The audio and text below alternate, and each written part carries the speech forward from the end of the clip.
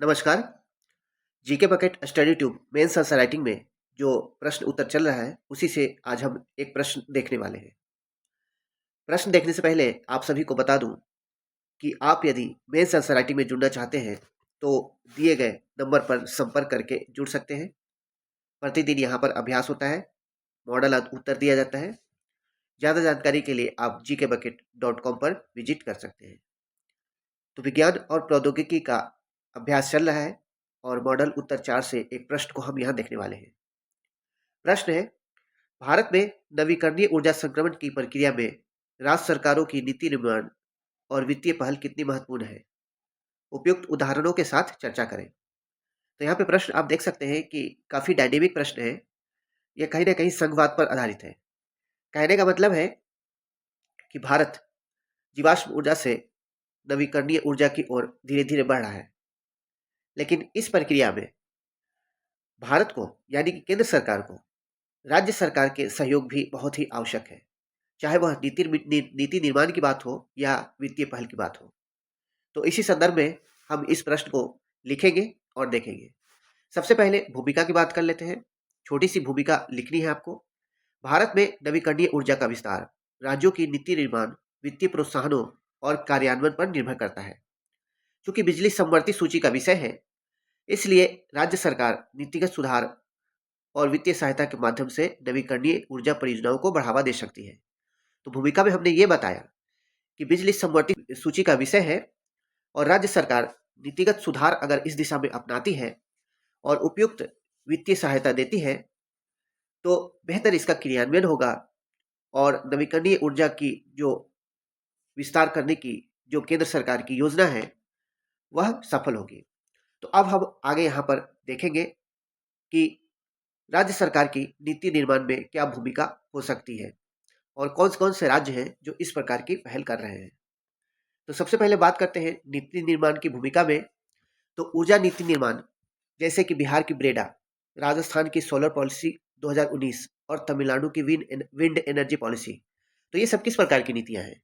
तो ये नीतियां आप देखेंगे तो कहीं ना कहीं नवीकरणीय ऊर्जा की ओर बढ़ने के लिए जो प्रयास है उसी की दिशा में ये राज्य सरकार द्वारा बनाई गई नीतियां हैं। यानी केंद्र सरकार की जो प्रतिबद्धता है नवीकरणीय ऊर्जा की ओर बढ़ने की, तो उसके तारतम्य में ही यह सब नीतियां बनाई गई हैं। इसके अलावा भूमि आवंटन, जैसे कि गुजरात में राजस्थान ने सौर पार्क के लिए भूमि अधिग्रहण को प्राथमिकता दी है। तो गुजरात और राजस्थान जैसे राज्य ने यदि आप वहां पर सौर पार्क लगाते हैं तो भूमि अधिग्रहण को प्राथमिकता दी है। तो यह एक नीति है इन राज्यों की जो कि नवीकरणीय ऊर्जा को प्रोत्साहन देने के लिए बनाई गई है। इसी क्रम में नवीकरणीय ऊर्जा खरीद दायित्व राज्यों के लिए अनिवार्य किया गया है कि वे नवीकरणीय ऊर्जा स्रोत से एक निश्चित प्रतिशत बिजली खरीदें। तो केंद्र सरकार द्वारा सभी राज्यों को कहा गया है कि जो आप बिजली खरीदते हैं उसमें एक निश्चित प्रतिशत नवीकरणीय ऊर्जा के लिए होना चाहिए। तो इस तारतम्य में राज्य ने नीति बनाई है और वे नवीकरणीय ऊर्जा की एक निश्चित मात्रा खरीदते भी हैं। तो इससे नवीकरणीय ऊर्जा को प्रोत्साहन मिल रहा है। पीएम सूर्योदय योजना के तहत छतों पर सोलर प्रणाली, ग्रीन कॉरिडोर नीति के तहत सोलर पार्क की स्थापना, तो बहुत सारे राज्य में आप देखते हैं कि सोलर पार्क की स्थापना हो रही है।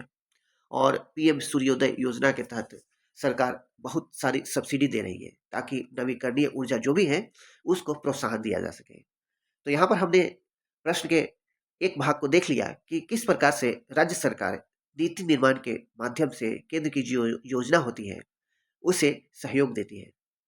आगे बढ़ते हैं और देखते हैं वित्तीय पहल और समर्थन। तो यहाँ पर आप देखेंगे कि सब्सिडी और प्रोत्साहन इन पहलों के माध्यम से भी राज्य सरकार विशेष प्रकार से सहयोग देती है। जैसे कि उत्तर प्रदेश ने सौर संयंत्र पर सब्सिडी की घोषणा की है, महाराष्ट्र ने पवन ऊर्जा निवेश के लिए टैक्स में छूट दी है। तो इस प्रकार से वित्तीय सहायता दे रही है, वित्तीय प्रोत्साहन दे रही है। निजी निवेश को प्रोत्साहन, जैसे कि गुजरात का सोलर रूफटॉप प्रोग्राम, सार्वजनिक निजी भागीदारी यानी कि पीपीपी मॉडल, ऊर्जा भंडारण और ग्रिड इंफ्रास्ट्रक्चर जैसे कर्नाटक और आंध्र प्रदेश की बैटरी भंडारण परियोजनाएं। तो ये सब जब बैटरी भंडारण की परियोजना लगती है, सोलर रूफटॉप हो जाता है, तो ये इसमें देखा जाए तो सरकार वित्तीय पहल और समर्थन देती है। तो इस प्रकार हम देखते हैं कि यदि नवीकरणीय ऊर्जा की ओर बढ़ना है, केंद्र को अपनी प्रतिबद्धता को पूरा करना है, तो उसमें राज्यों का सहयोग बहुत ही आवश्यक पड़ती है। और राज्य किस प्रकार से सहयोग कर सकते हैं?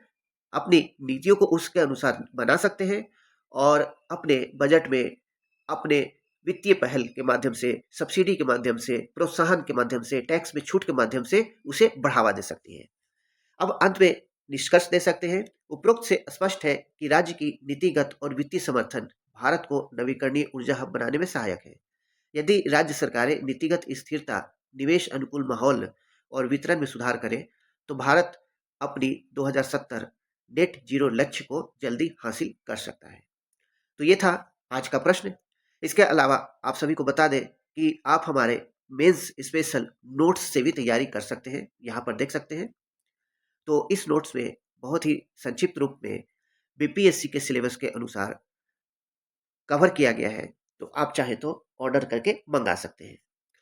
अगले वीडियो में नेक्स्ट प्रश्न के साथ बहुत जल्द आएंगे। Thank you very much.